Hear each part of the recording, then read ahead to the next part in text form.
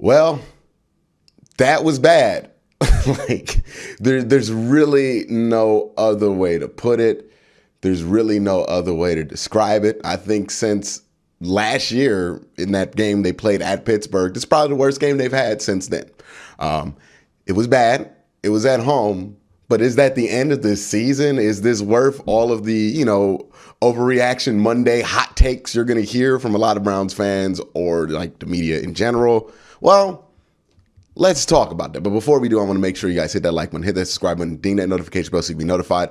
Doing a live stream on Thursday night. So if you want to be there for that, make sure you check out my channel. Make sure you subscribe and notified so you don't miss a live stream when the Browns take on the Broncos on Thursday Night Football. Make sure you're here. Also, want to give a shout out to the patreon.com dog check tier members. I'm going to start with Michael Matique, Cam Vex, Jaleel Salim Jr. and Sr., Caleb Pickering, Benjamin Woods, Michael Terry, Sam28, Wani Boy, Rob Morehouse, Tyler Chiz, Michael Morales, Mark Kahn, Max Haymaker, Nick Merrick, D.A.J., Joe Hart, Gabriel Wilson, Fred Pat III, David Valtiar, Relentless Buck, Rex Kaufman, Kevin Johnson, Cleveland Cart, Matt H., Sign Sheets, Gemini, Leon Freeman, Fight 3074, Chunt, Yo-Yo, Matt Lloyd, Paul Wilcox, Hondo Magnifico, Cal Stoffer, Lukey from Munich, Dave Roth, J Guy 101, Musty Taco, Brad Cowbo, Dylan W, James McGinley, Arendal, Chad Gimme, David Maldonado, Josh Spindor, Austin Rich, Mark M, Stuart Moore, Dylan Hill, Cleveland BCI, Robert Germain, Dave Mike May, Andrew Hirsch, Curtis Bear, Batman, Barack Kumar, John Albert, Beerman 069, Masayua, Butts Roland, Mac House, Reeve Hertz, Philip Wilcoxon, Marie Vivert, Sean Barron, Goggles Pisano, Dom Gazzulo, Nick Nasty, Ian Whitaker,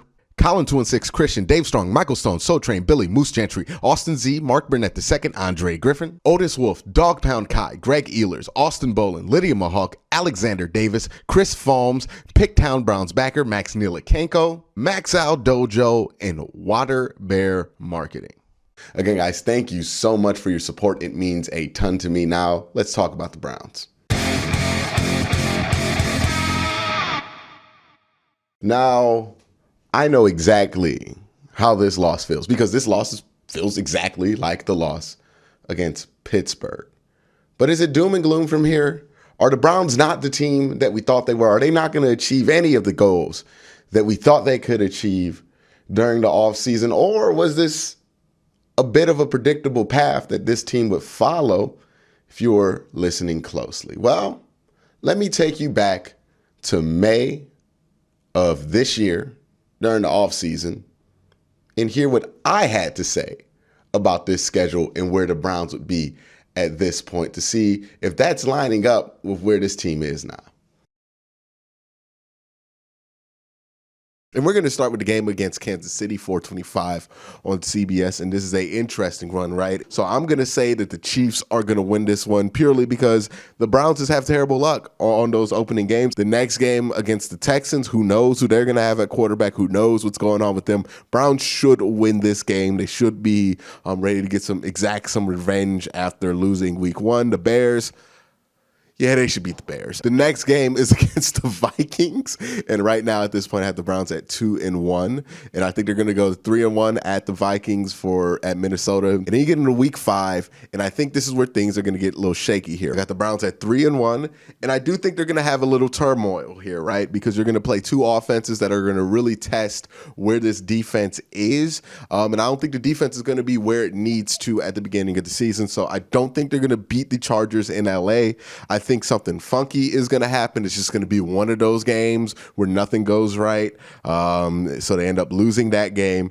And the game against the Cardinals, look, that is a game the Browns can lose because one, the Cardinals do some things offensively that can be very tricky. Now, again, Kyler Murray tends to throw himself a lot of interceptions in the second half of the season, but you're seeing Kyler Murray in the first half. He tends to be much better in the first half of the season than the second half for whatever reason.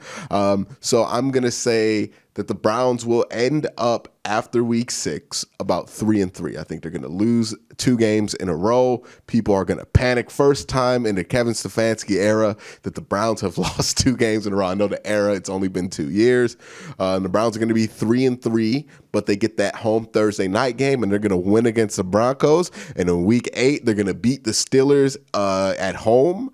And then they're going to go to Cincinnati, and they're going to get that W in Paul Brown Stadium, and they're going to start to hit a roll here. They're going to go at New England. I think they'll win that game at New England. I think they are a better team than New England at this point. And then they're going to beat the Lions, so 5 in a row. And all of a sudden, the Browns are 8-3. That's just interesting, right?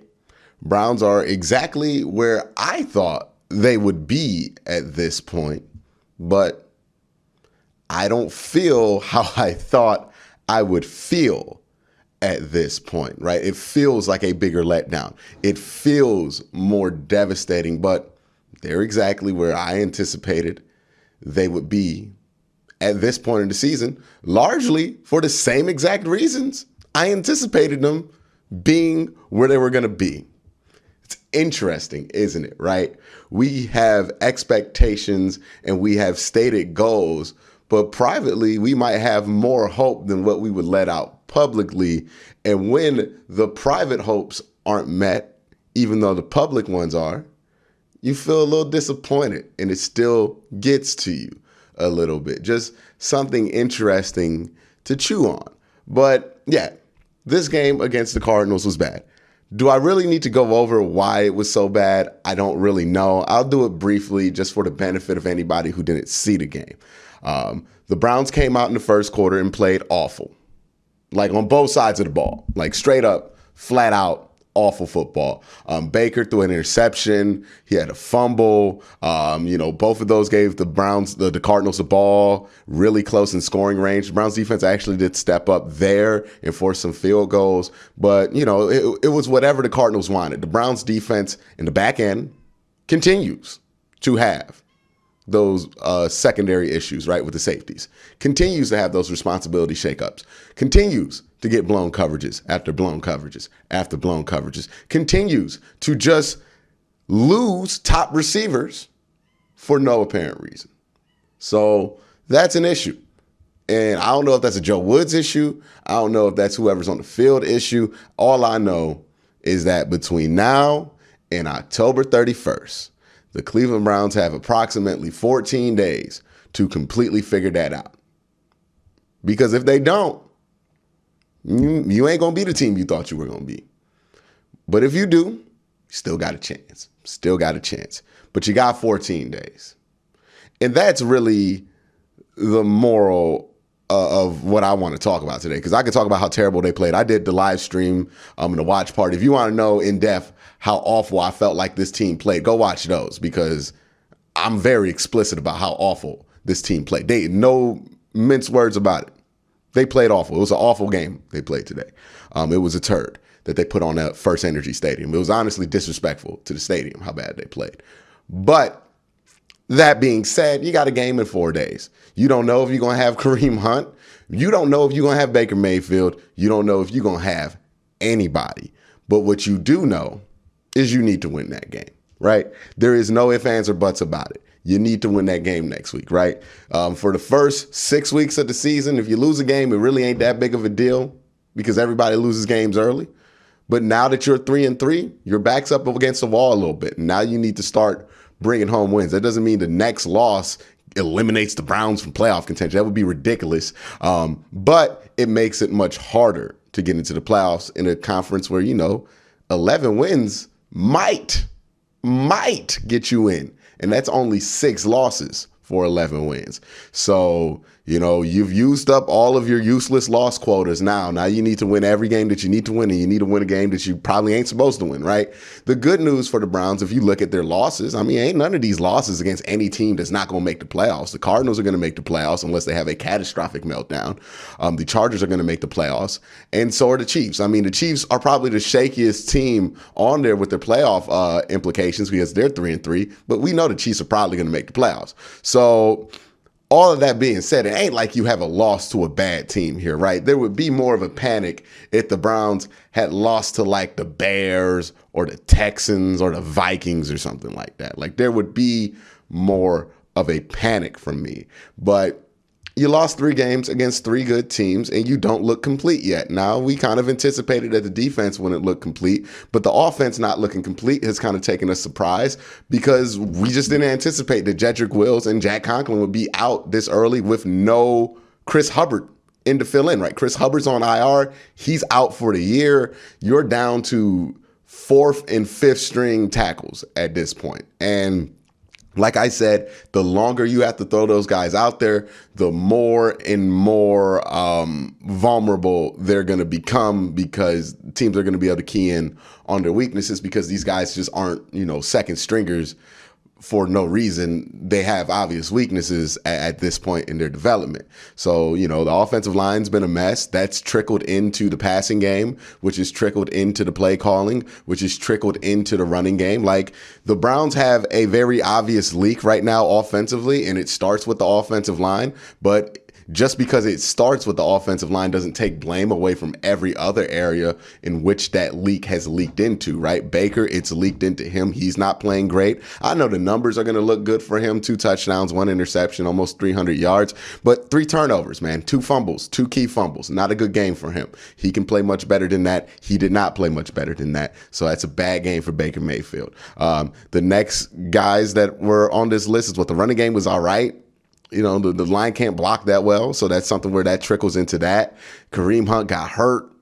We'll see. We'll see who's healthy for Thursday night, but I don't think it's going to change who's healthy from what we anticipate. And then the wide receivers, I felt like the wide receivers actually played well. Odell had a drop on a 4th and 4, but I know people are going to be all up in arms and want to trade Odell because of that. And I'm really just tired of people just jumping on Odell whenever they see the opportunity to. But he had 5 receptions, 75 yards. He was fine. And honestly, on that 4th down he dropped, it wasn't even going to convert. It was too short. The route was too short. So whatever mistake you want to jump on him for, it wasn't even going to be a 4th down conversion. He was short of the sticks. It wasn't going to be a good spot for them. They weren't going to get the 1st down regardless of if he caught it or not. So I don't really think that changes anything, whether he catches it or not. He should catch it, but let's be honest, we're not going to pin a 20-point loss on a player who didn't catch a ball that wouldn't have converted anyways. So that is what it is there. The Odell narratives continue to be very annoying at this point. It really ain't got nothing to do with Odell. It's the people